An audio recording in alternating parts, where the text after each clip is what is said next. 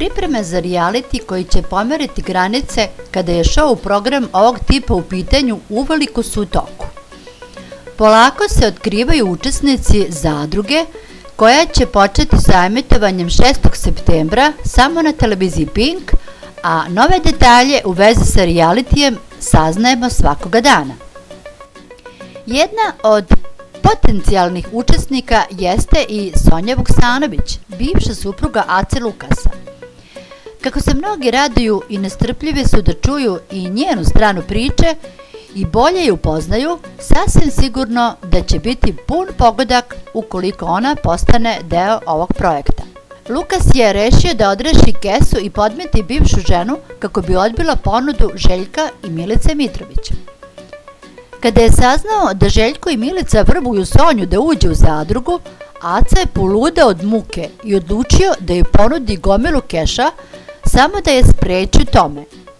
Toliko se plaši da će njegove tajne procureti da je spreman da joj isplati 100.000 evra na ruke da ne izlazi pred kamere, rekao je izvor blizak nekadašnjim supružnicima. On dodaje da popularni pevač brine da će njegova bivša pući pod pritiskom u realitiju i javno izneti njegov prljav veš. Ako Sonja razveži jezik, Aca bi mogao da se zameri opasnim likovima.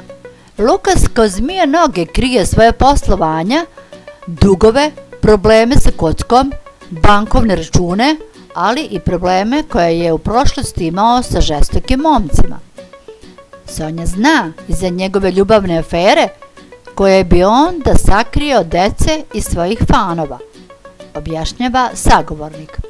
Čelnici ružičaste televizije nisu žalili para da privole Sonju da se nađe u najambicioznijem medijskom projektu na Balkanu za koji su izdvojili neverovatnih 10 miliona evra.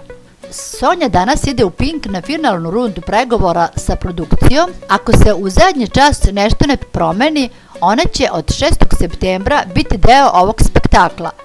Nije pristala na ucenu bivšeg muža jer je besna na njega zbog afere sa Anom Sević, završava izvor.